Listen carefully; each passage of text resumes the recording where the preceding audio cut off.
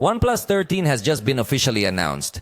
This is the new high-end device from this Chinese manufacturer, so its launch has been in China. Let me share with you its specifications so you can get to know it little by little. In this case, it has a very similar design to what we had already seen as part of OnePlus in general, but obviously has some subtle changes. For example, a small band that connects the camera module to the right frame, where by the way we find the alert slider. And there is also placed the H of Hasselblad to announce this collaboration. This device has both IP68 and IP69. Remember that this IP69 level assures us that the device could withstand even high-pressure water jets. And speaking of hot water, then it has a very good level of resistance. In addition, we are going to find a glass with a small curvature 2.5 of both on the sides and on the top and bottom.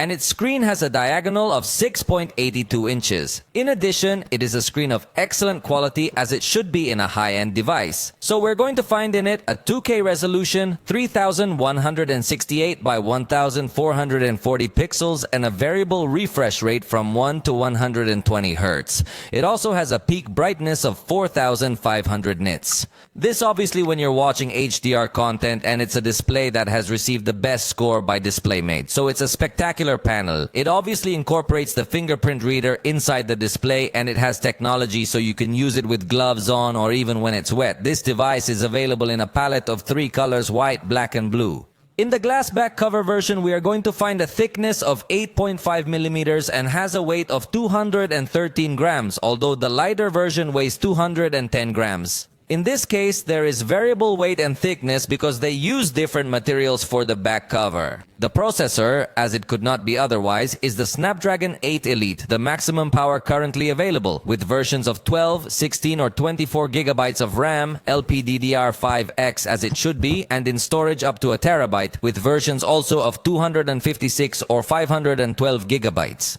On the back, we are going to find a good photographic system accompanied by this engine that has recognized OnePlus and Oppo recently for excellent processing at the level of detail. So the main camera is 50 megapixels with aperture f1.6, autofocus and optical stabilization. Then the telephoto camera of 50 megapixels with aperture f2.6, an equivalent focal length of 73 millimeters. So we are talking about an optical zoom approximately 3x. It will also have autofocus and optical stabilization. And finally, the ultra-wide camera of 50 megapixels with f-aperture 2.0 with autofocus and an equivalent distance of 15 millimeters. So it is not as wide a camera as some others on the market, but it does have macro capabilities. The front camera is 32 megapixels with f2.4 aperture, but apparently it won't have autofocus. So it still falls a bit short of what one would expect from a high-end device. This device can record video in up to 8K at 30 frames per second or 4K at 60 frames per second with the rear camera, and with the front camera it can record in 4K at 60 frames per second.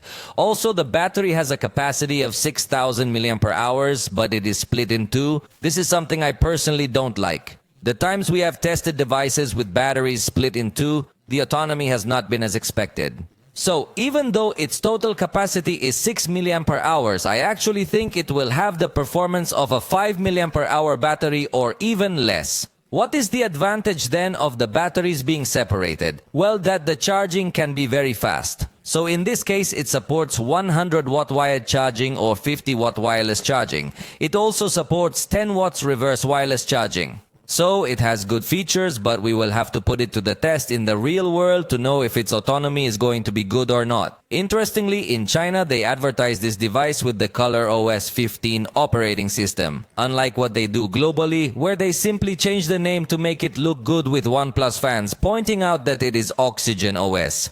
Although in reality, we all know that it is ColorOS. So the new features we had previously seen presented by Oppo in ColorOS are also available on this device with the new design very similar to iOS with different animations. You can even send files to the iPhone with a little more ease by installing a special app on the iPhone. And it also brings artificial intelligence functions such as to erase objects in photos or help you to focus correctly on a photo that has come out a little out of focus or shaky.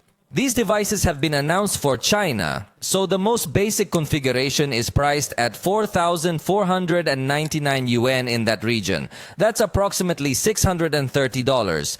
But remember very well that the prices here are not the same as over there. Surely when you have a global launch, the price will have to be multiplied. Also, this is the configuration of 12 gigabytes of RAM with 256 gigabytes of storage. But I remind you that there are versions with more RAM and more storage that will obviously be more expensive. We will also have to wait globally to know which versions will be available.